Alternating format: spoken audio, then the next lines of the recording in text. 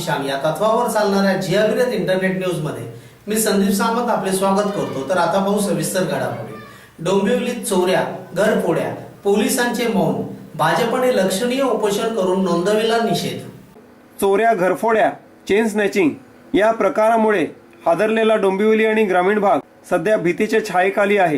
Police यंत्रणा हे प्रकार थांबवण्यासाठी कमी पडत असून मानपाडा पोलीस फक्त हप्ते खाण्यापुरती असल्याचा आरोप करीत आज रविवारी भाजपा पदाधिकाऱ्यांनी सकाळी क्रीडा संकुलासमोर एक दिवसीय लाक्षणिक उपोषण केले। राज्याचे मुख्यमंत्री देवेंद्र फडणवीस यांना या संदर्भात निवेदन दिले असून मानपाडा पोलीस ठाण्यातील अकार्यक्षम अधिकाऱ्यांची ते बदली करतील असा विश्वास त्यांनी व्यक्त केला।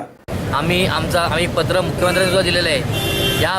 यापूर्वी आम्ही महिना 2 महिन्यापासून पत्रव्यवहार करतोय मानपाडा पोलिसांची। ती सगळी पत्र आम्ही मुख्यमंत्र्यांना पाठवली आहे आणि ईमेलही केलं आहे। जर हे पोलीस ऐकत नसेल तर आम्ही काय करणार? आम्हाला माहिती आहे की आमचं हे आजचं लाक्षणिक उपोषण यानंतर हे आम्ही जर मुख्यमंत्र्यांना पत्रव्यवहार केल्यानंतर हे असं घडणार नाही।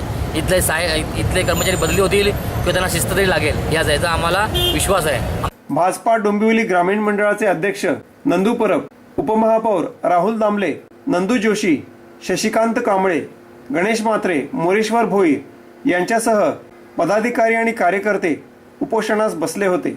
यावेळी नंदू परब म्हणाले की कल्याण डोंबिवलीत चोरीवर घरफोडीचे प्रमाण दिवसेंदिवस वाढत असल्याने पोलिसांच्या कार्यक्षमतेवर प्रश्नचिन्ह निर्माण होत आहे। या चोरट्यांनी मानपाडा पोलीस ठाण्यात भरपूर धुमाकूळ घातला आहे। त्यांनी मिलापनगर येथील निखिल कुलकर्णी आणि काशीनाथ तांबट यांच्या घरी झालेल्या चोरीचा दाखला दिला। त्यावेळी त्यांनी हेही सांगितले की याबद्दल मानपाडा पोलीस ठाण्याचे वरिष्ठ पोलीस निरीक्षक गौतम रणदिवे यांना निवेदन दिले होते। पोलिसांनी दिलेल्या आश्वासनानंतर त्यानंतर होणारे 9 मार्च रोजीचे एक दिवसीय लाक्षणिक उपोषण त्यांनी रद्द केले होते। मात्र सतत या घटना सुरू असल्याने ग्रामीण भागातील नागरिक घाबरलेले आहेत। त्यामुळे रविवारी सकाळी आपण उपोषणाला बसल्याचे त्यांनी सांगितले। दरम्यान राज्यात आपली सत्ता असतानाही भाजपाला उपोषण करण्याची वेळ आल्याबाबत विचारले असता परब म्हणाले की राज्यात जरी भाजपची सत्ता असली तरी पोलिसांनी आपले काम व्यवस्थित करणे महत्त्वाचे आहे। आमचं सरकारविषयी आंदोलन नाही आहे। आमचं सरकार आमचं कार्यशील आहे, काम करते, हे सगळं महाराष्ट्र अख्खा देश बघतोय। पण ह्या सरकारमधला एक मानपाडा पोलिस आहे, हे वेळोवेळी सांगून पत्रव्यवहार करून त्यांना विनंती करून हे काम करत नाही। मग अशा पोलिसांचं काय करणार? मानपाडा पोलीस ठाण्यात अकार्यक्षम पोलीस असल्याने डोंबिवली जवळील ग्रामीण भागात चोऱ्या, घरफोड्या, सोनसाखळीच्या चोऱ्या या घटनांमध्ये दिवसेंदिवस वाढ होत आहे। राज्याचे मुख्यमंत्री देवेंद्र फडणवीस यांना या संदर्भात निवेदन दिले असून मानपाडा पोलीस ठाण्यातील अकार्यक्षम अधिकाऱ्यांची बदली ते लवकरच करतील यावर आमचा पूर्ण विश्वास आहे। आज आपण पाहतोय डोंबिवलीमध्ये खूप चोऱ्या, घरफोड्या यांचे प्रमाण इतकं वाढलं आहे की प्रचंड।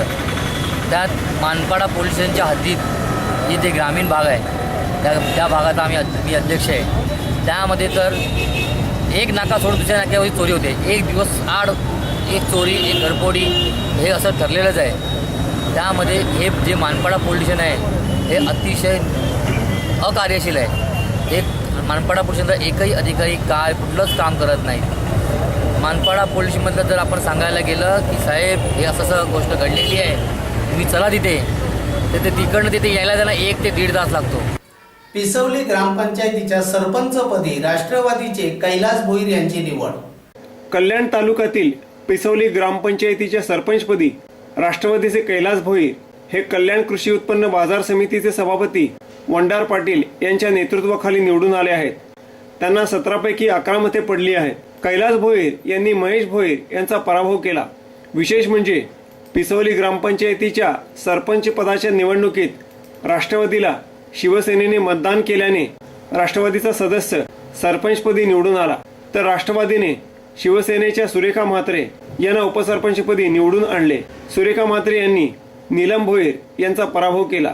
कल्याण परिवहन समितीच्या निवडणुकीत भाजपाने शिवसेनेला दिलेला दगा पुन्हा त्यांच्यावर उलटविण्यासाठी पिसवली ग्रामपंचायतीच्या सरपंच निवडणुकीत शिवसेनेने भाजपाला मदत न करता राष्ट्रवादीचे भोईर यांना मदत केली।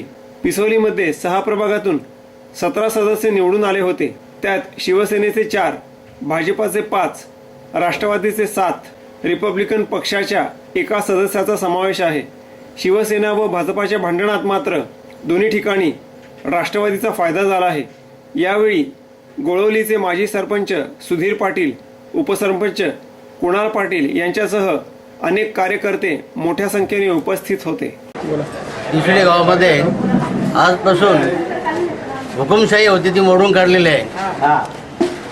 आमचे कार्यकर्ते कैलास भोईर आणि सुरेखा म्हात्रे यांनी त्यांची सर्व दादागिरी मोडून काढली आणि तिथे आमचे सरपंच आमचे निवडून आलेले आहेत. ते गोरगरिबांना सर्वांना न्याय देतील. आजपर्यंत 5 वर्षापर्यंत जी हुकुमशाही होती ती मोडून काढून गोरगरीब जे होते झोपड्यात राहणार नाही त्या लोकांना आजपासून न्याय मिळेल. त्यांच्या कुठल्याही तक्रारी असतील त्या आमच्या कैलास भोईरकडे यावा, सुरेखा म्हात्रेकडे यावा. सगळी कामं त्यांची होतील. ज्यावेळी सुरुवातीला मनसे होते त्यानंतर भाजपची सत्ता आली त्यावेळेला जातीयवाद करत होते, पक्षवाद करत होते. तसा वाद आमच्या याच्यामध्ये राहणार नाही. आम्ही कुठल्याही पक्षाचं काम करू, सगळ्यांना न्याय देण्याचं काम आमचे कार्यकर्ते. जर आमच्या सरपंचांनी किंवा उपसरपंचांनी कुठलेही काम जर केलं नाही त्याच्या आमच्या वरिष्ठांना कळवावा, तो काम होऊन जाईल त्यांचं. डम्पिंग ग्राउंड हटवच्या मागणीसाठी युवक काँग्रेसचे आमरण उपोषण आंदोलन. गेल्या अनेक वर्षापासून गाजत असलेला डम्पिंग ग्राउंडच्या मुद्द्यावर पुन्हा एकदा रान पेटवण्यात आले असून कल्याण पश्चिम युवक काँग्रेसतर्फे आमरण उपोषण आंदोलन सुरू करण्यात येणार आहे. शिवाजी चौक येथे हे आंदोलन केले जात असून भिवंडी लोकसभा युवक काँग्रेस अध्यक्ष ब्रिजदत्त, महिला अध्यक्ष कांचन कुलकर्णी यांच्यासह राकेश मुथा, जतीन प्रजापती, शैलेश तिवारी, राहुल शर्मा, शकील खान आदी मंडळी उपोषणाला बसली आहेत. आतापर्यंत नागरिकांनी इतकी वर्षे डम्पिंग ग्राउंडमुळे होणाऱ्या अनेक यातना व त्रास मुकाट्याने सहन केले. मग तो डम्पिंग ग्राउंडवरील कचऱ्याच्या दुर्गंधीचा प्रश्न असो की कचरा जळाल्यामुळे निर्माण होणाऱ्या धुराची समस्या असो, त्यासाठी आम्हाला आमच्या आरोग्याची किंमतही मोजावी लागते. त्या बदल्यात आम्हाला केवळ महापालिकेतील सत्ताधाऱ्यांनी खोटी स्वप्ने व खोटी आश्वासने दिली आहेत, असे उपोषणकर्त्यांनी प्रसिद्धी माध्यमांशी बोलताना सांगितले.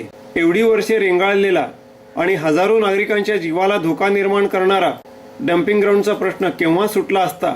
मात्र सत्ताधारी असो की प्रशासन, या दोघांमध्येही हा प्रश्न सोडवण्यासाठी इच्छाशक्तीच दिसत नसल्याचा आरोप यावेळी करण्यात आला. त्यामुळे नागरिकांचे प्रश्नच सोडवायचे नाहीत तर मग त्या खुर्चीमध्ये बसताच कशाला, असा परखड सवालही यावेळी आंदोलनकर्त्यांनी उपस्थित केला. त्यामुळे आता पाणी डोक्यावरून गेले असून डम्पिंग ग्राउंड लवकरात लवकर अन्यत्र हलवण्याच्या मागणीसाठी आम्ही हा आमरण उपोषणाचा मार्ग पत्करल्याचे युवक काँग्रेसतर्फे सांगण्यात आले. काही आश्वासन दिले नाही. आम्ही 3 वेळा आयुक्तांची अपॉइंटमेंट घेतली. आयुक्त असून सुद्धा आम्हाला 3 वेळा भेटले नाही. मग कोणाकडनं आम्ही आश्वासनं घ्यायची, कोणाकडनं कोणाशी बोलायचं. आता आम्हाला या मार्गाशिवाय पर्याय नव्हता म्हणून आता या मार्गावर आम्ही बसलो. उपोषण करणार आहे. जेव्हापर्यंत आमच्या मागण्या पूर्ण होणार नाही तेव्हापर्यंत आम्ही इथून उठणार नाही. तर या होत्या आजच्या सविस्तर घडामोडी. नमस्ते.